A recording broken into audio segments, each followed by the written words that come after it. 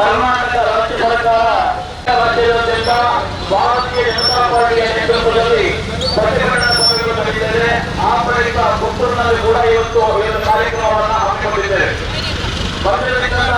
ಎಲ್ಲರನ್ನ ವಾಸ್ತವಿಕ ಒಂದು ಭವನದೊಂದಿಗೆ ಸ್ವಾಗತಿಸಿದ್ದಾರೆ. ಗ್ರಾಮಾಂತರ ಬಿಜೆಪಿ ಮಂಡಲದ ಅಧ್ಯಕ್ಷರಾದಂಥ ದಯಾನಂದ ಅವರು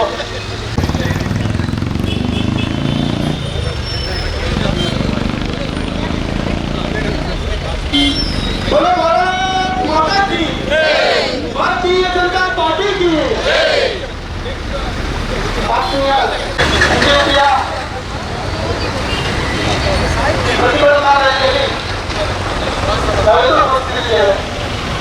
ಬಹುಶಃ ಈ ರಾಜ್ಯದಲ್ಲಿ ಕರ್ನಾಟಕದಲ್ಲಿ ಕಾಂಗ್ರೆಸ್ ಸರ್ಕಾರ ಯಾವತ್ತು ಅಧಿಕಾರವನ್ನು ಪಡ್ಕೊಂಡಿತ್ತು ಅವತ್ತಿಂದ ಇವತ್ತಿನವರೆಗೆ ಒಂದು ರೀತಿಯ ಈ ರಾಜ್ಯದ ಜನತೆಯ ಬದುಕನ್ನ ಅತ್ಯಂತ ಕಷ್ಟಕರವಾಗಿ ಮಾಡಿರುವಂತಹ ಸರ್ಕಾರ ಇದ್ದಿದೆ ಅದು ಕರ್ನಾಟಕದ ಕಾಂಗ್ರೆಸ್ ಸರ್ಕಾರ. ಇದೆಲ್ಲವನ್ನ ನಾವು ಕಳೆದ 1.5 ವರ್ಷದಿಂದ ಅನುಭವಿಸ್ತಾ ಇದ್ದೇವೆ. ಇವತ್ತು ಇಡೀ ರಾಜ್ಯದ ಜನತೆ ಇದೆಲ್ಲವನ್ನ ಅರ್ಥೈಸಿಕೊಂಡಿದ್ದಾರೆ. ಈ ರಾಜ್ಯದಲ್ಲಿ ಮುಂದಕ್ಕೆ ಯಾವತ್ತು ಕರ್ನಾಟಕ ಸರ್ಕಾರ ಕಾಂಗ್ರೆಸ್ ಸರ್ಕಾರ ಆಗಬಾರ್ದು, ಜನತೆಯನ್ನ ಒಂದು ಒಳ್ಳೆ ರೀತಿಯಲ್ಲಿ ಸಾಧಿಸುವಂತಹ ಒಂದು ಬಿಜೆಪಿ ಸರ್ಕಾರ ಬರುವುದನ್ನ ಇವತ್ತು ಜನ ಬಾಯಲ್ಲಿ ಮನಸ್ಸಲ್ಲಿ ಇರುವುದನ್ನು ನಾವು ಕಂಡುಕೊಂಡಿದ್ದೇವೆ. ಈ ಉದ್ದೇಶಕ್ಕಾಗಿ ಇವತ್ತು ರಾಜ್ಯ ಸರ್ಕಾರ ತನ್ನ ಯಾವ ರೀತಿಯ ಇವರು ಮತದಾರರನ್ನ ಮೋಸ ಮಾಡುವ ಉದ್ದೇಶ ಇದೆ ಗಮನ ಮಾಡದೆ ಇಡೀ ಮತದಾರರನ್ನ ಬೇರೆ ರೀತಿಯಲ್ಲಿ ವ್ಯತ್ಯಾಸವನ್ನು ಮಾಡಿದ್ರು. ಆ ಮುಖಾಂತರ ಈ ರಾಜ್ಯದ ಜನತೆಯನ್ನ ಒಂದು ವ್ಯವಸ್ಥೆ ಇಲ್ಲದ ರೀತಿಯಲ್ಲಿ ಜೀವನ ಮಾಡುವಂತಹ ವ್ಯವಸ್ಥೆಯನ್ನು ಕಂಡುಕೊಂಡಿರುವುದನ್ನು ನಾವು ಕಂಡಿದ್ದೇವೆ. ಇವತ್ತು ಈ ದೇಶದ ಈ ರಾಜ್ಯದಲ್ಲಿ ವಿಶೇಷವಾಗಿ ರೈತರ ಭೂಮಿಯನ್ನ ಅದರಲ್ಲೂ ವಿಶೇಷವಾಗಿ ಹಿಂದೂ ರೈತರ ಭೂಮಿಯನ್ನ ಮುಸಲ್ಮಾನರನ್ನು ಆದೇಶಕ್ಕೋಸ್ಕರ ತನ್ನ ಮತದಾರರನ್ನ ಮೋಸ ಮಾಡೋದಕ್ಕೋಸ್ಕರ ವಕ್ಫ್ ಮಂಡಳಿ ರೂಪದಲ್ಲಿ ಒಂದು ವಿಶೇಷ ನ್ಯಾಯವನ್ನು ತಂದು ನ್ಯಾಯಾಲಯದಲ್ಲಿ ವಕ್ಫ್ ಮಂಡಳಿ ಅನ್ನೋದು ವಕ್ಫ್ ರೂಪದಲ್ಲಿ ಜನರಿಗೆ ಮೋಸ ಮಾಡುವಂತ ಒಂದು ಕಾರಣವನ್ನ ಕಾಣ್ತಾ ಇದೆ. ಇವೆಲ್ಲ ವ್ಯವಸ್ಥೆಯನ್ನು ಕಂಡುಕೊಂಡಾಗ ಜನತೆ ಇವತ್ತು ಜನಾಂಗವನ್ನು ರೂಪದಲ್ಲಿ ಹೇಳಿದ್ದಾರೆ. ಇವತ್ತು ಭಾರತೀಯ ಜನತಾ ಪಾರ್ಟಿ ಪುತ್ತೂರಲ್ಲಿ ಇದೆಲ್ಲವನ್ನ ಮನಗಂಡು ಜನರಿಗೆ ನ್ಯಾಯ ಒದಗಿಸಬೇಕು, ಆ ಉದ್ದೇಶಕ್ಕೆ ಎಲ್ಲ ಬಂಧುಗಳನ್ನು ಸೇರಿಸುವುದರ ಮುಖಾಂತರ ಈ ರಾಜ್ಯದ ಕಾಂಗ್ರೆಸ್ ಸರ್ಕಾರವನ್ನು ಕಿತ್ತು ಇಲ್ಲದಂತ ಸರ್ಕಾರವನ್ನ ಕಿತ್ತು ಸಹಿಸಬೇಕು ಅನ್ನೋ ಉದ್ದೇಶಕ್ಕೋಸ್ಕರ ಇವತ್ತು ಪ್ರತಿಭಟನಾ ರ್ಯಾಲಿಯನ್ನು ಹಮ್ಮಿಕೊಂಡಿದ್ದೇವೆ. ಈ ಪ್ರತಿಭಟನಾ ರ್ಯಾಲಿಯಲ್ಲಿ ನಮ್ಮೆಲ್ಲ ಮಾಜಿ ಶಾಸಕರು, ನಮ್ಮ ಮಾರ್ಗದರ್ಶಕರು, ಈ ಭಾಗದ ಅಭಿವೃದ್ಧಿ ಅಧಿಕಾರಿಗಳಾದಂತಹ ಸಂಜೀವ ಮಠದವರು ಈ ಕಾರ್ಯಕ್ರಮವನ್ನು ಮಾಡಿದ್ದಾರೆ. ಅವರನ್ನು ಅತ್ಯಂತ ಗೌರವದಿಂದ ಈ ಕಾರ್ಯಕ್ರಮಕ್ಕೆ ಸ್ವಾಗತಿಸ್ತಾ ಇದ್ದೇವೆ. ನಮ್ಮೆಲ್ಲರ ಮಾರ್ಗದರ್ಶಕರು ಭಾರತೀಯ ಜನತಾ ಪಾರ್ಟಿಯ ರಾಜ್ಯದ ಪದಾಧಿಕಾರಿಗಳಲ್ಲಿ ಅನುಭವವನ್ನು ಪಡ್ಕೊಂಡು ರಾಜ್ಯದ ಪದಾಧಿಕಾರಿಗಳ ಜವಾಬ್ದಾರಿಯನ್ನ ಪ್ರಶಿಕ್ಷಣ ಮುಖಾಂತರ ನಮ್ಮೆಲ್ಲರನ್ನ ಕಾರ್ಯ ಮಾಡುವಂತಹ ಅನೇಕ ಜವಾಬ್ದಾರಿಯನ್ನು ನಿರ್ವಹಿಸಿರುವಂತಹ ವಿಶೇಷ ಪದಾಧಿಕಾರಿಗಳನ್ನು ಮಾಡಿದ್ದಾರೆ. ಅವರನ್ನು ಕೂಡ ಅತ್ಯಂತ ಗೌರವದಿಂದ ಈ ಕಾರ್ಯಕ್ರಮಕ್ಕೆ ಸ್ವಾಗತಿಸುತ್ತೇವೆ. ಹಾಗೂ ಈ ಪ್ರತಿಭಟನೆಯನ್ನು ಯಶಸ್ವಿ ಮಾಡಿಕೊಳ್ಳುವಂತಹ ಭಾರತೀಯ ಜನತಾ ಪಾರ್ಟಿ ಎಲ್ಲ ಪದಾಧಿಕಾರಿಗಳನ್ನ ಸಮಸ್ತ ಜನತೆಯನ್ನು ಅತ್ಯಂತ ಗೌರವದಿಂದ ಈ ಪ್ರತಿಭಟನಾ ಸಭೆಗೆ ಸ್ವಾಗತಿಸುತ್ತಾ ಮುಂದಿನ ವಿಷಯವನ್ನು ನಮಗೆ ಬಂದಿರುವ ಎಲ್ಲ ಮಾಧ್ಯಮಗಳನ್ನು ಅತ್ಯಂತ ಗೌರವದಿಂದ ಸ್ವಾಗತಿಸುತ್ತೇನೆ. ಮುಂದೆ ಈ ಪ್ರತಿಭಟನೆಯ ಉದ್ದೇಶವನ್ನ ನಮ್ಮೊಟ್ಟಿಗೆ ಹೇಳಿಕೊಂಡಿದ್ದಾರೆ ನನಗೆ ಅರ್ಥ ವಿಶೇಷಪಟ್ಟು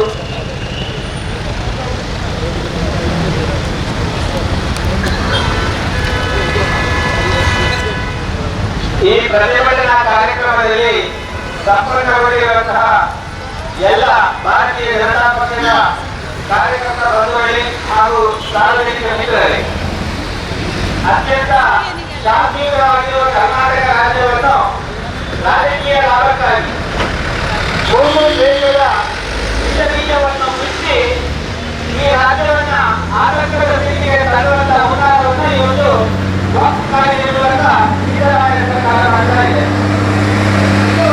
ರಾಜಕೀಯವಾಗಿ ಅಲ್ಪಸಂಖ್ಯಾತರ ಮತವನ್ನು ಕ್ರೋಢೀಕರಿಸಿಕೊಂಡು ಭಾರತೀಯ ಜನತಾ ಪಕ್ಷದ ಮುನ್ನಡೆಯನ್ನ ನಿರ್ಮಿಸುವಂತಹ ಒಂದು ಷಡ್ಯಂತ್ರ ಅಂತ ಹೇಳಿದ್ರೆ ತಪ್ಪಲ್ಲ. ಕರ್ನಾಟಕ ಯಾವತ್ತೂ ಕೂಡ ಶಾಂತಿಯನ್ನು ಬಯಸಿರುವಂತಹ ಒಂದು ರಾಜ್ಯ. ಈ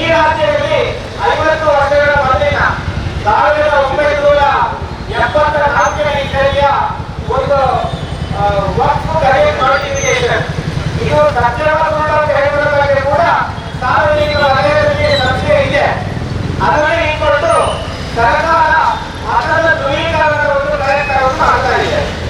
ಬಂದ್ಮೇಲೆ ನನಗೆಲ್ಲ ಇವತ್ತು ಮೊಬೈಲ್ ಫೋನ್ ಕೈಯಲ್ಲಿ ಇರುತ್ತೆ, ಮಾತಾಡಲಿಕ್ಕೂ ಆಗೋದಿಲ್ಲ, ಮನೆಯಲ್ಲಿ ಕೂತ್ಕೊಳ್ಳಿಕ್ಕೂ ಆಗೋದಿಲ್ಲ. ನಾನು ಏನಂದ್ರೆ 5 ನಿಮಿಷಗಳ ವಾಟ್ಸ್ಆಪ್ ಅಲ್ಲಿ ಒಂದು ಚಟ ನನಗೆ ತುಂಬಿ ಆಗಿದೆ. ಇನ್ನು ನನ್ನಂತ ರೈತರು, ನಿಮ್ಮ ರೈತರ ಮನೆಯಲ್ಲಿ ವಾಟ್ಸ್ಆಪ್ ನೋಡುವಾಗಿಲ್ಲ. ನಿಮ್ಮ ಆರ್ಥಿಕತೆಯಲ್ಲಿ ನಿಮ್ಮ ಹೆಸರು ಭಕ್ತಿನ ಹೆಸರು ಇದೆ ಅಂತ ಆಧಾರ ಕೊಡಬೇಕಾದಂತಹ ಒಂದು ಸ್ಥಿತಿಯನ್ನು ಈ ರಾಜ್ಯ ನಿರ್ಮಾಣ ಮಾಡ್ತಾ ಇದೆ. ಬಂದ್ಮೇಲೆ ವಿಶೇಷವಾಗಿ ಬಿಜಾಪುರ, ವಿಜಯಪುರ ಹಾಗೂ ಅದರ ಪಕ್ಕದ ರಾಜ್ಯಗಳಲ್ಲಿ ಸಾವಿರಾರು ಎಕರೆ ಭೂಮಿಗಳನ್ನ 1974ರಲ್ಲಿ ಆವಾಗಿದ್ದರೂ ಕೂಡ ಕಾಂಗ್ರೆಸ್ ಸರ್ಕಾರವೇ, ನಮ್ಮದೇ ಸರ್ಕಾರ ಆಗಿರಲಿಲ್ಲ, ವಕ್ಫ್ ಕ್ರೆಡಿಟ್ ನೋಟಿಫಿಕೇಶನ್ ಅಂತ ಹೇಳುವ ಮೂಲಕ ಇದು ವಕ್ಫ್ ಆಸ್ತಿಯಿಂದ ಗರಿಗಳ ನೋಟಿಫಿಕೇಶನ್ ಮಾಡಿದೆ ಅಂತ ಹೇಳ್ತಾರೆ. ಇದು ಖಂಡಿತವಾದ ಆಧಾರ ಇಲ್ಲ. ಆವಾಗ ಈ ರೀತಿ ಎಲೆಕ್ಟ್ರಾನಿಕ್ ಪ್ರಿಂಟ್ ಮೀಡಿಯಾಗಳು ಇರಲಿಲ್ಲ. ಇನ್ನು ಅದರ ಗರಿಯ ಬಾಕಿಯಾಗೂ ನನಗೆ ಗೊತ್ತಿಲ್ಲ. ಅಂತ ಬಾಕಿಯ ಸೃಷ್ಟಿ ಮಾಡುವಂತ ಶಕ್ತಿ ಕೂಡ ಮೂಲದ ಮೂಲಕ ನನಗೆ ಸಿದ್ದರಾಮಯ್ಯ ತೋರಿಸಿಕೊಟ್ಟಿದ್ದಾರೆ. ಇದರ ಆಧಾರದಲ್ಲಿ ಇಟ್ಕೊಂಡು ಇವತ್ತು ಸಾಕಷ್ಟು ಜನ ಒಳರೈತರು, ಸಾಕಷ್ಟು ಜನ ಬಡರೈತರು, ಸಾಕಷ್ಟು ದೇವಸ್ಥಾನಗಳು, ಚರ್ಚುಗಳು, ಅಂಗಡಿ ಮುಂಗಟ್ಟುಗಳ ಜಾಗ ಆರ್ಥಿಕತೆಯನ್ನು ಓಪನ್ ಮಾಡಿ ನೋಡಿದ್ರೆ ಒಂದು ಬಾಲಕ್ ನಂಬರ್ 9 ಇಲ್ಲೇ ಬಾಲಕ್ ನಂಬರ್ 11ರಲ್ಲಿ ಇದು ವಕ್ಫಿಗೆ ಬೇಡಿರುವಂತಹ ಪ್ರಯತ್ನವನ್ನು ಮಾಡ್ತಾ ಇದೆ. ಬಹುಶಃ ಆಡಳಿತಕ್ಕೆ ಬಂದು ಇಷ್ಟು ಸಮಯ ಆದರೂ ಕೂಡ ಒಂದು ಸರಿಯಾದ ಮಾನವನಿಗೆ ಈ ಸರ್ಕಾರಕ್ಕೆ ಆಗಿಲ್ಲ. ಗ್ಯಾರಂಟಿಗಳನ್ನು ಜಾರಿ ಮಾಡ್ತೇವೆ ಅಂತ ಹೇಳಿ ಹೊರಟಿರುವಂತ ಸರ್ಕಾರ ಗ್ಯಾರಂಟಿಗಳನ್ನು ನಿರ್ವಹಣೆ ಮಾಡುವುದಕ್ಕೆ ನಿತ್ಯಾರೋಗ್ಯಗಳ ಕಡೆಗೆ ಗಮನ ಕೊಡಲಿಕ್ಕೆ ಈ ಸರ್ಕಾರಕ್ಕೆ ಸಾಧ್ಯ ಆಗಲಿಲ್ಲ. ಹಾಗಾಗಿ ಜನರ ಗಮನವನ್ನು ಇನ್ನೂ ಕಡೆಗೆ ಸೆಳೆಯಲು ಹೇಳುವ ಕಾರಣಕ್ಕಾಗಿ ಸಿದ್ದರಾಮಯ್ಯನವರ ಕುಮ್ಮಕ್ಕಿನಲ್ಲಿ ಮತ್ತೆ ನಾವು ನೆನಪಿಸಿಕೊಳ್ಳಬೇಕು. ಸಿದ್ದರಾಮಯ್ಯನವರ ಕುಮ್ಮಕ್ಕಿನಲ್ಲಿ ಸಚಿವರಾದಂತಹ ಜಮೀರಾಮಯ್ಯವರು ಜಿಲ್ಲೆ ಜಿಲ್ಲೆಗಳಿಗೆ ಹೋಗಿ ಅಲ್ಲಿ ವಕ್ಫ್ ಸಮಿತಿಯ ಸಭೆಗಳನ್ನು ಮಾಡಿ ಆ ಸಮಿತಿಯ ಸಭೆಯ ಸೂಚನೆಯ ರೂಪದಲ್ಲಿ ಡಿಸಿಯವರಿಗೆ ಮತ್ತೆ ವಕ್ಫ್ ಭೂಮಿಯ ಕ್ರೆಡಿಟ್ ನೋಟಿಫಿಕೇಶನ್ ಯಾವೆಲ್ಲ ಭೂಮಿ ಇತ್ತು ಅದನ್ನ ಆರ್ಥಿಕ ಬಾಲಕರ 11 ಅಥವಾ 9ರಲ್ಲಿ ಸೇರಿಸಬೇಕು ಹೇಳುವ ಸೂಚನೆಯಲ್ಲಿ ಕೊಟ್ಟಿದ್ದಾರೆ. ಜಮೀರಾಮಯ್ಯವರು ಮಾಮೂಲು ಕಾಂಗ್ರೆಸ್ ಕಾರ್ಯಕರ್ತರಲ್ಲ, ಅವರು ಈ ಸರ್ಕಾರದ ಸಚಿವರು ಕೂಡ. ಅವರೇ ಹೋಗಿ ಅಲ್ಪಸಂಖ್ಯಾತರು ಜಾಸ್ತಿ ಇರುವ ರಾಜ್ಯಗಳಲ್ಲಿ ಈ ಕೆಲಸವನ್ನು ಮಾಡ್ತಾ ಇದ್ದಾರೆ.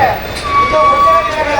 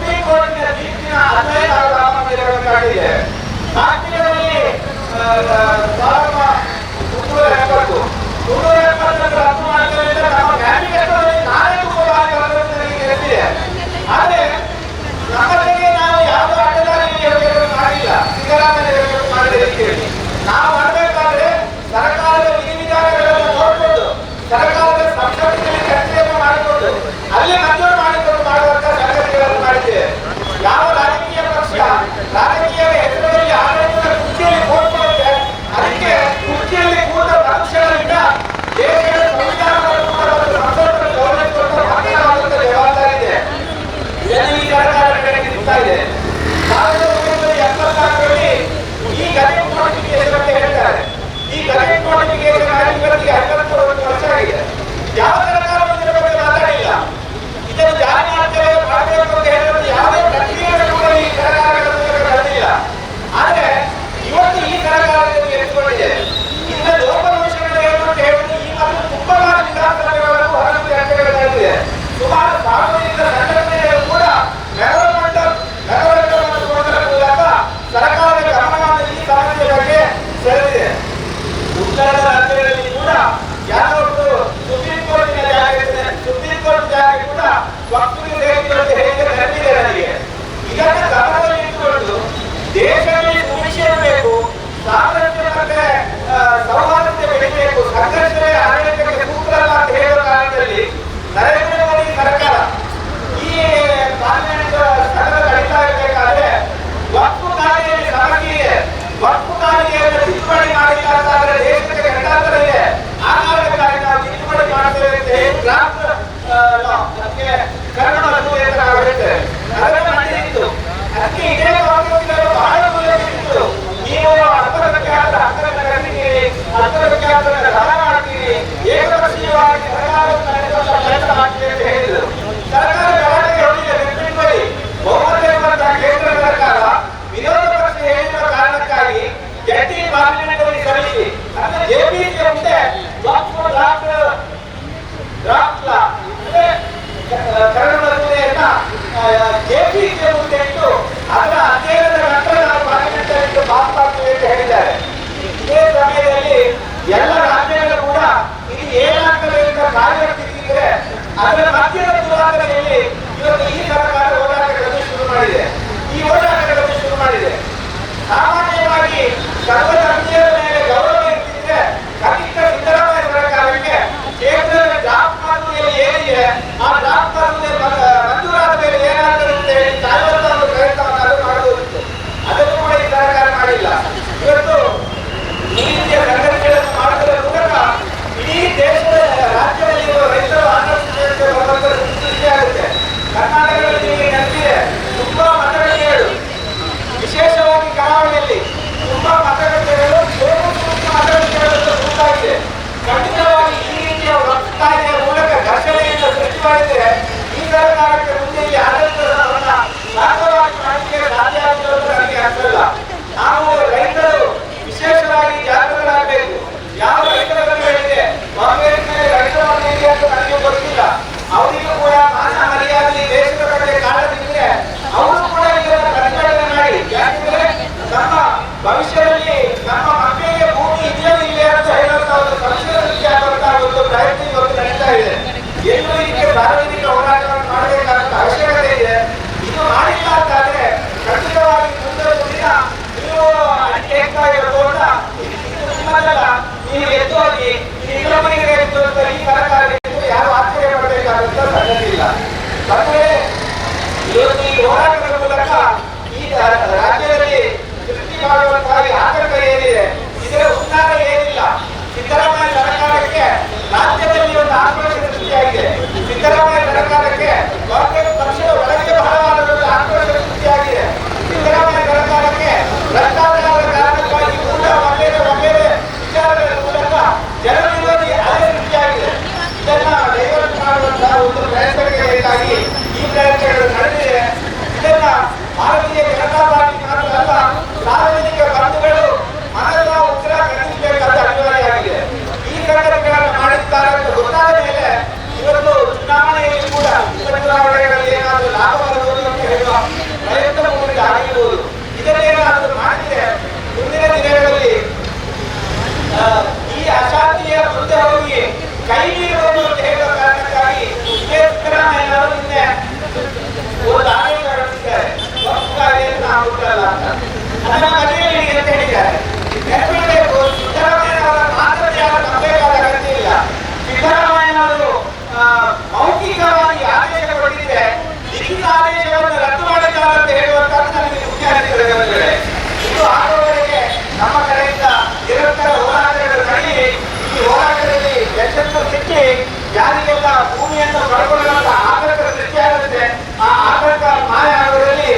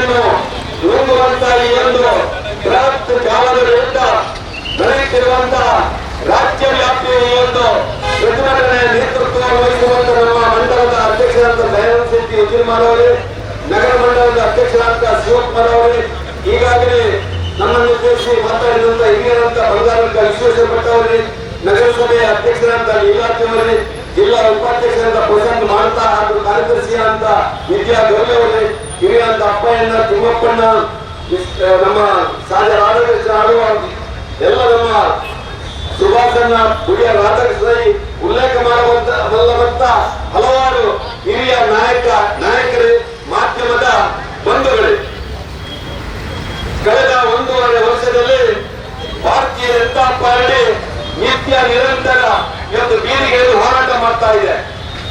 ನನ್ ಕಾಣ್ತಾ ಇದೆ ಕರ್ನಾಟಕದಲ್ಲಿ ದಪ್ಪ ಚರ್ಮದ ಒಂದು ಸರ್ಕಾರ ಇದೆ ಅಂತೇಳಿ ನಮ್ಮ ಹಿರಿಯರು ಹೇಳ್ತಾ ಇದ್ರು.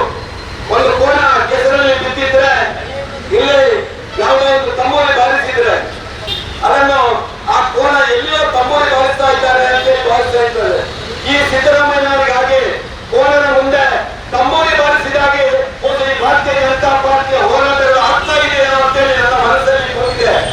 ಇವತ್ತು ಕರ್ನಾಟಕದಲ್ಲಿ ಯಾವುದೋ ಒಂದು ಹಗರಣ ನಡೆದಿದೆ, ಹಗರಣವೇ ನಡೆದಿಲ್ಲ, ದಲಿತರ ಹಣವನ್ನು ನುಂಗಿದ್ದಾರೆ ಅಂತೇಳಿ ವಿಧಾನಸಭೆಯಲ್ಲಿ ಮಾತಾಡಿದ್ರೆ ಇಲ್ಲ ಹಗರಣ ನಡೆಯಲಿಲ್ಲ, 89 ಕೋಟಿ ಮಾತ್ರ ನಮ್ಮ ಮಂತ್ರಿಗಳು ತಿಂದಿದ್ದಾರೆ ಅಂತ ಹೇಳಿ ಅದನ್ನು ನಾವು ವಾಪಸ್ ಕೊಡ್ತೇವೆ ಅಂತ ಹೇಳ್ತಾರೆ.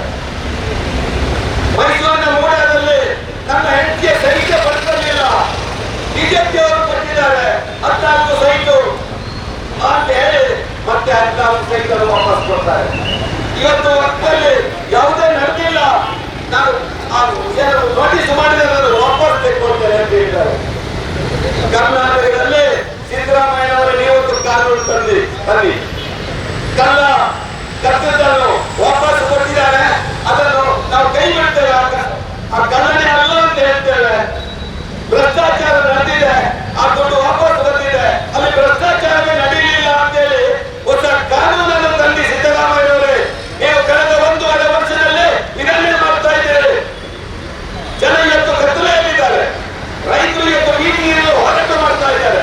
ಭಾರತೀಯ ಜನತಾ ಪಾರ್ಟಿ ಅವರ ಪರವಾಗಿ ಇವತ್ತು ನಿಂತು ಬೀದಿಗಿಳಿದು ಹೋರಾಟ ಮಾಡುವಂತ ಈ ಸಂದರ್ಭದಲ್ಲಿ ಕರ್ನಾಟಕದಲ್ಲಿ ಕಳೆದ 1.5 ವರ್ಷದಲ್ಲಿ ನಡೆದಂತ 16 ಹಗರಣಗಳ ಮಧ್ಯೆ ಮತ್ತೆ ಈ ವಕ್ತಿನ ಬಗ್ಗೆ ಲ್ಯಾಂಡ್ ಜಿಹಾದ್ ಇವತ್ತು ಬೃಹದಾಕಾರವಾಗಿ ಬೆಳೆದಿದೆ. ಕರ್ನಾಟಕ ಸರ್ಕಾರ, ಯಡಿಯೂರಪ್ಪ ಸರ್ಕಾರ ಇರುವಾಗ ಅನ್ವರ್ ಮಾನ್ಪಾಡಿ ನೇತೃತ್ವದಲ್ಲಿ ಒಂದು ಸಮಿತಿಯನ್ನು ಮಾಡ್ತದೆ, ಆಸ್ತಿಯನ್ನು ಉಳಿಸಬೇಕು ಅಂತ ಹೇಳಿ. ಕರ್ನಾಟಕದಲ್ಲಿ 54,000 ಎಕರೆ ಭೂಮಿ ಆಸ್ತಿ ಇದೆ ಅಂತೇಳಿ ಅನ್ವರ್ ಮಾನ್ಪಾಡಿ ಹೇಳಿ ಅದರಲ್ಲಿ 29,000 ಎಕರೆ ಭೂಮಿಯನ್ನು ಕಬಳಿಕೆ ಮಾಡಿದ್ದಾರೆ. ಯಾರು ಕಬಳಿಕೆ ಮಾಡಿದ್ದಾರೆ? ಈ ಕಾಂಗ್ರೆಸ್ ನಾಯಕರು, ಈ ಮುಸ್ಲಿಂ ನಾಯಕರು ಕಬಳಿಕೆ ಮಾಡಿದ್ದಾರೆ ಅಂತೇಳಿ ಒಂದು ವರದಿಯನ್ನು ಒಪ್ಪಿಸ್ತಾರೆ. ಅದನ್ನು ಇಷ್ಟರವರೆಗೆ ಅನುಷ್ಠಾನ ಮಾಡಲಿಕ್ಕೆ ಸಿದ್ದರಾಮಯ್ಯ ಸರ್ಕಾರಕ್ಕೆ ಆಗಲಿಲ್ಲ. ಇವತ್ತು ಈ ದೇಶದ ಪ್ರಧಾನಿ ಒಂದು ದೇಶ ಒಂದು ಕಾನೂನು, ಒಂದು ದೇಶ ಒಂದು ಚುನಾವಣೆ ಬೇಕು ಅಂತೇಳಿ 16 ಸುಧಾರಣೆಗಳನ್ನು ತರುವಂತ ಸಂದರ್ಭದಲ್ಲಿ ಈ ದೇಶದಲ್ಲಿರುವಂತ ವಕ್ಫ್ ಆಸ್ತಿ, ವಕ್ಫ್ ಕಾನೂನಿನಲ್ಲಿರುವಂತ ವ್ಯತ್ಯಾಸಗಳನ್ನು ಸರಿಪಡಿಸಬೇಕು ಅಂತೇಳಿ ಜಗತ್ಪಾಲ್ ಸಿಂಗ್ ನೇತೃತ್ವದ ಒಂದು ಸಮಿತಿಯನ್ನು ಮಾಡ್ತದೆ. ಆ ಸಮಿತಿ ಇವತ್ತು ಅಸ್ತಿತ್ವಕ್ಕೆ ಬಂದು ಕೆಲಸ ಕಾರ್ಯಗಳನ್ನು ಮಾಡ್ತಾ ಇರಬೇಕಾದ್ರೆ ಕರ್ನಾಟಕದಲ್ಲಿ ಸಿದ್ದರಾಮಯ್ಯ ಸರ್ಕಾರ ನಾನು ಅಲ್ಪಸಂಖ್ಯಾತರ ರಕ್ಷಕ, ಅಲ್ಪಸಂಖ್ಯಾತರನ್ನು ನನ್ನ ಆ ಒಂದು ಮತ ಬ್ಯಾಂಕ್ ಆಗಿ ಪರಿವರ್ತನೆ ಮಾಡಬೇಕೆನ್ನುವಂತ ನೆಲೆಯಿಂದ ಇವತ್ತು ಒಂದು ಹೆಜ್ಜೆ ಮುಂದೆ ಹೋಗಿ ಅವರ ಬಂಟ ಜಮೀರ್ ಅಹಮದ್ ಮುಖಾಂತರ ಜಿಲ್ಲೆಯಲ್ಲಿ ಹೋಗಿ ಸಭೆ ಮಾಡಿ ಎಲ್ಲೆಲ್ಲಿ ವಕ್ಫ್ ಆಸ್ತಿ ಇದೆ ಅಂತ ನೋಡಿ ಅದನ್ನು ಸ್ವಾಧೀನಪಡಿಸಲಿಕ್ಕೆ ಒಂದು ಷಡ್ಯಂತರವನ್ನು ಮಾಡ್ತಾರೆ ಬಂಧುಗಳೇ. ಅದರ ಪರಿಣಾಮ ನಾವೆಲ್ಲ ಬೀದಿಗೆ ಎದ್ದಿದ್ದೇವೆ. ಅದರ ಪರಿಣಾಮ ಇವತ್ತು ರೈತರು ಬೀದಿಗೆ ಎದ್ದಿದ್ದಾರೆ. ಇಂತಹ ಷಡ್ಯಂತರದ ರೂಪವಾಗಿ ಇವತ್ತು ಮತ ಬ್ಯಾಂಕ್ ಅನ್ನು ಹೆಚ್ಚಿಸುವ ಆ ಸಿದ್ದರಾಮಯ್ಯ ಷಡ್ಯಂತ್ರವನ್ನು ಇವತ್ತು ಇಡೀ ರಾಜ್ಯ ಖಂಡಿಸ್ತಾ ಇದೆ. ವಕ್ಫ್ ಆಸ್ತಿ ಇವತ್ತು ವಿಶ್ವೇಶ್ವರ ಭಟ್ ಉಲ್ಲೇಖ ಮಾಡಿದ್ರು. ಯಾವಾಗ ಸ್ವಾತಂತ್ರ್ಯ ಬಂತ ಆಗ ಆ ವಕ್ಫ್ ಬೋರ್ಡ್ ಆರಂಭ ಆಯಿತು. 1974ರಲ್ಲಿ ಯಾವಾಗ ಲ್ಯಾಂಡ್ ರಿಫಾರ್ಮ್ಸ್ ಆಕ್ಟ್ ಕರ್ನಾಟಕದಲ್ಲಿ ಬರುತ್ತೋ ಆಗ ಹೊಸ ಆಕ್ಟ್ ಅಲ್ಲಿ ವಕ್ಫ್ ತರ್ತಾರೆ ಅಂತ ಒಂದು ಸಂದರ್ಭದಲ್ಲಿ ಇವತ್ತು ಏನೇನು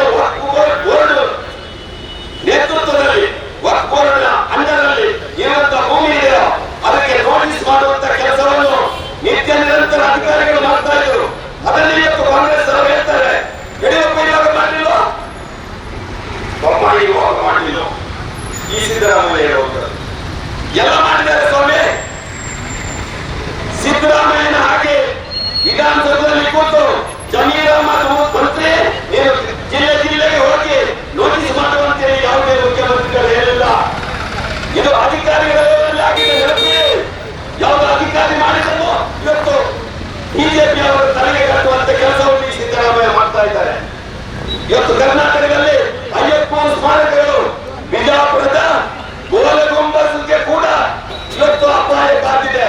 ಕರ್ನಾಟಕದ ವಿಧಾನಸಭೆಗೂ ವಿಧಾನಸೌಧಕ್ಕೂ ಇವತ್ತು ಅಪಾಯ ಕಾದಿದೆ. ಈ ಹಂತದಲ್ಲಿ ಬಹುಶಃ ವಕ್ಫ್ ಮಂಡಳಿ ಇವತ್ತು ಈ ರೀತಿಯಾಗಿ ನೋಟಿಸ್ ಮಾಡುವ ಮುಖಾಂತರ ಇವತ್ತು ಉಲ್ಲೇಖ ಮಾಡಿದರು. ಆರ್ಟಿಸಿಯಲ್ಲಿ 12 ಕಾಲಂಗಳಿದೆ. 9ನೇ ಕಾಲಂ ಅಲ್ಲಿ ಮಾಲೀಕರ ಹೆಸರು ಬರಬೇಕು. 11ನೇ ಕಾಲಂ ಅಲ್ಲಿ ಸ್ವಾಧೀನದಾರರ ಇಲ್ಲ ಅದು ಪ್ಲೆಜ್ ಆಗಿದ್ರೆ ಹಣವಾಗಿದೆ ಆ ಹೆಸರು ಬರಬೇಕು. ಇವತ್ತು ಆ ಏನು ಉಲ್ಲೇಖ ಮಾಡಿದರು ರೈತರ ಪಾಲಿಯಲ್ಲಿ ಎಲ್ಲದರಲ್ಲಿ 9ರಲ್ಲಿ ಕಾಲಂ ಅಲ್ಲಿ ಎಂಟರ್ ಮಾಡಿದ್ದಾರೆ, 11ರಲ್ಲಿ ಎಂಟರ್ ಮಾಡಿದ್ದಾರೆ. ಈ ರೈತ ಹೇಗೆ ಬದುಕಬೇಕು ಇದರ ಬಗ್ಗೆ ನಮ್ಮ ಕಾಳಜಿ. ಅದರ ಜೊತೆಯಲ್ಲಿ ಮಠ ಮಂದಿರಗಳು, ಬಹಳಷ್ಟು ದೇವಸ್ಥಾನಗಳು, ಮಠಗಳು ಇವತ್ತು ರಕ್ತಾಸ್ತಿಯ ಆ ಒಂದು ಆರ್ಟಿಸಿಯಲ್ಲಿ ಇದೆ ಅಂತೇಳಿ ಉಲ್ಲೇಖ ಮಾಡ್ತಾರೆ. ಮುಂದಿನ ದಿನಗಳಲ್ಲಿ ಹಿಂದೂಗಳು ತಮ್ಮ ಅನಾದಿ ಕಾಲದಿಂದ ಆ ಪರಂಪರೆಯಿಂದ ಬಂದಂತ ಮಠ ಮಂದಿರಗಳನ್ನು ಯಾವ ರೀತಿಯಾಗಿ ಉಳಿಸಿಕೊಳ್ಳಬೇಕು. ಇವತ್ತು ಈ ಸರ್ಕಾರ ಹಿಂದೂ ವಿರೋಧಿ ನೀತಿಯನ್ನು ಅಳವಡಿಸ್ತಾ ಇದೆ, ಮುಸ್ಲಿಂ ತುಷ್ಟೀಕರಣವನ್ನು ಮಾಡ್ತಾ ಇದೆ. ಇವತ್ತು ಹೇಗಾದರೂ ಮಾಡಿ ಇಡೀ ಕರ್ನಾಟಕದ ಮುಸ್ಲಿಮರ ಮತವನ್ನು ಪಡೆಯಬೇಕು. ನಾವು ನಡೆಯುವಂತಹ 3 ವಿಧಾನಸಭಾ ಚುನಾವಣೆಯಲ್ಲಿ 100ಕ್ಕೆ 100 ಗೆಲ್ಲಬೇಕು. ಅದಕ್ಕಾಗಿ ಇವತ್ತು ಸಿದ್ದರಾಮಯ್ಯ ಸರ್ಕಾರ ದೊಡ್ಡ ಷಡ್ಯಂತ್ರವನ್ನು ಮಾಡಿ ಜಮೀರ್ ಅಹ್ಮದ್ ಅಂತ ಒಬ್ಬ ದುಷ್ಟ ಮಂತ್ರಿಯ ಮುಖಾಂತರ ಈ ಕೆಲಸವನ್ನು ಮಾಡ್ತಾ ಇದೆ. ಇವತ್ತು ಭಾರತೀಯ ಜನತಾ ಪಾರ್ಟಿ ಇಡೀ ರಾಜ್ಯವ್ಯಾಪಿ ಪ್ರತಿಭಟನೆಯನ್ನು ಮಾಡಬೇಕಿದ್ರೆ ಇವತ್ತು ಕರ್ನಾಟಕದಲ್ಲಿರುವಂತಹ ರೈತಾಪಿ ವರ್ಗ ಇವತ್ತು ಯಾವ ರೀತಿಯಾಗಿ ಬದುಕ್ತಾ ಇದ್ದಾರೆ. ಒಂದು ಕಡೆಯಿಂದ ಈ ಸರ್ಕಾರ ಗ್ಯಾರಂಟಿ ಹೆಸರಲ್ಲಿ ಇವತ್ತು ಒಂದಷ್ಟು ಜನರನ್ನು ಓಲೈಕೆ ಮಾಡ್ತಾ ಇದ್ರೆ ಕರ್ನಾಟಕದ ಅಭಿವೃದ್ಧಿ 100ಕ್ಕೆ 100 ಕುಂಠಿತಾಗಿದೆ. ಗುಂಡಿ ಬಿದ್ದ ರಸ್ತೆಯಲ್ಲಿ ವಾಹನ ಸವಾರರು ಹೋಗುವ ಹಾಗೆ ಆ ಗುಂಡಿಯಲ್ಲಿ ಇವತ್ತು ಸರ್ಕಾರ ನಡೀತಾ ಇದೆ. ಇವತ್ತು ಪುತ್ತೂರಿಗೆ ಒಬ್ಬ ಕಾಂಗ್ರೆಸ್ ನಾಯಕ ಹೇಳಿದ, ಸ್ವಾಮಿ ಎತ್ತರ ಸರ್ಕಾರ 1 ಬಾರಿ ಸಿಮೆಂಟ್ ತರುತ್ತೀವಿ ಪುತ್ತೂರು ಅಂತೇಳಿ. ಅಂದ್ರೆ ಪುತ್ತೂರಿನಲ್ಲಿ 1 ಬಾರಿ ಸಿಮೆಂಟ್ ಕೆಲಸ ಆಗಲಿಲ್ಲ ಅಂತ ಹೇಳುವಂತದ್ದು ಒಬ್ಬ ಕಾಂಗ್ರೆಸ್ ಕಾರ್ಯಕರ್ತರ ಮನಸ್ಸಿನ ಭಾವನೆ. ಆ ರೀತಿಯಾಗಿ ಕರ್ನಾಟಕ ಇದೆ. ಇಂತಹ ಕರ್ನಾಟಕ ಹಿಂದೆ ಯಡಿಯೂರಪ್ಪ ಇರುವಾಗ, ಬಸವರಾಜ ಬೊಮ್ಮಾಯಿ ಇರುವಾಗ ಇಡೀ ರಾಜ್ಯದಲ್ಲಿ ಅಭಿವೃದ್ಧಿ ಪಥದತ್ತ ಹೋಗ್ತಾ ಇತ್ತು. ಸಾವಿರಾರು ಕೋಟಿ ಅನುದಾನಗಳು ಅಭಿವೃದ್ಧಿಗೆ ಬರ್ತಾ ಇತ್ತು. ಇವತ್ತು ಯಾವುದೇ ಅನುದಾನವಿಲ್ಲದೆ ಇಡೀ ಕರ್ನಾಟಕ ಇವತ್ತು ಕತ್ತಲೆಯಲ್ಲಿ ಇದೆ. ಅಭಿವೃದ್ಧಿ ಶೂನ್ಯ ಆಗಿದೆ. ಭ್ರಷ್ಟಾಚಾರದಲ್ಲಿ ತುಂಬಿ ತುಳುಕ್ತಾ ಇದೆ.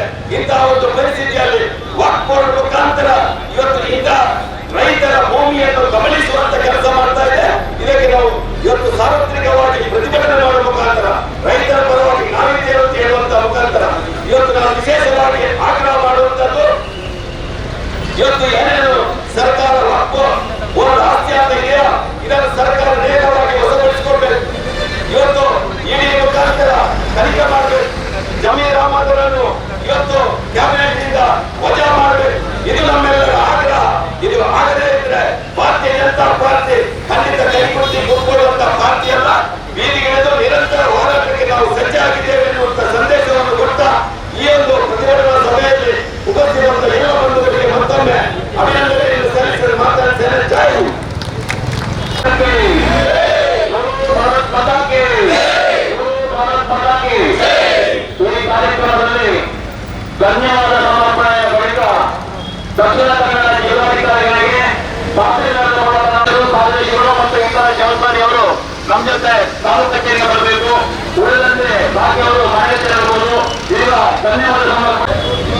ಭಾರತೀಯ ಜನತಾ ಪಾರ್ಟಿ ಪುತ್ತೂರು ಗ್ರಾಮಾಂತರ ಮತ್ತು ಬಹಿರಂಗದಿಂದ ಮಂಡಲದಿಂದ ನಡೆದಂತ ಈ ವಕ್ಫ್ ಕಾನೂನು ಏನಿದೆ ಅದರ ವಿರುದ್ಧ ಪ್ರತಿಭಟನೆಯನ್ನು ಹಮ್ಮಿಕೊಂಡಿದ್ದೆವು. ಈ ಸಂದರ್ಭದಲ್ಲಿ ವಕ್ಫ್ ಕಾನೂನು ಯಾವ ರೀತಿಯ ದುಷ್ಪರಿಣಾಮ ಬೀರುತ್ತದೆ, ಅದರ ವಿರುದ್ಧ ಯಾವ ರೀತಿ ನಮ್ಮ ಹೋರಾಟವಾಗಿದೆ ಅನ್ನೋದನ್ನು ತುಂಬಾ ಅಚ್ಚುಕಟ್ಟಾಗಿ ನಮ್ಮೆಲ್ಲರಿಗೂ ತಿಳಿಸಿದ ನಮ್ಮೆಲ್ಲರ ಪ್ರಮುಖರು ಹಿರಿಯರಾದಂತಹ ವಿಶ್ವೇಶ್ವರ ಪ್ರಜ್ಞಾವರ್ಗದ ಅವರಿಗೆ ಆತ್ಮೀಯ ಧನ್ಯವಾದಗಳನ್ನು ಅರ್ಪಿಸಿದ್ದೇನೆ. ಅದೇ ರೀತಿ ಮಾಜಿ ಶಾಸಕರಾದಂತಹ ಸಂಜಯ್ ಮಠದ ಆತ್ಮೀಯ ಧನ್ಯವಾದಗಳನ್ನು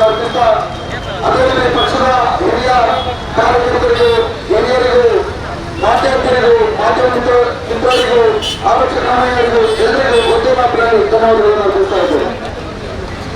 ಬೋಲೋ ಭಾರತ್ ಮಾತಾ ಕಿ ಜೈ! ಬೋಲೋ ಭಾರತ್ ಮಾತಾ ಕಿ ಜೈ!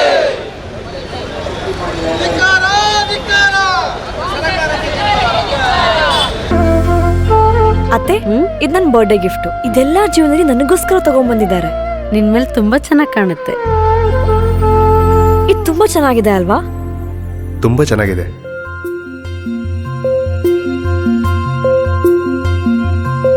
It will look really good on you. Amma? Huh? Mother is always son's first love.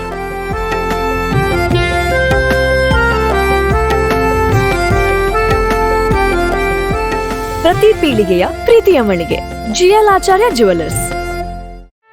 ಸುದ್ದಿ ಚಾನಲ್, ಕ್ಷಣ ಕ್ಷಣದ ಸುದ್ದಿಗಾಗಿ.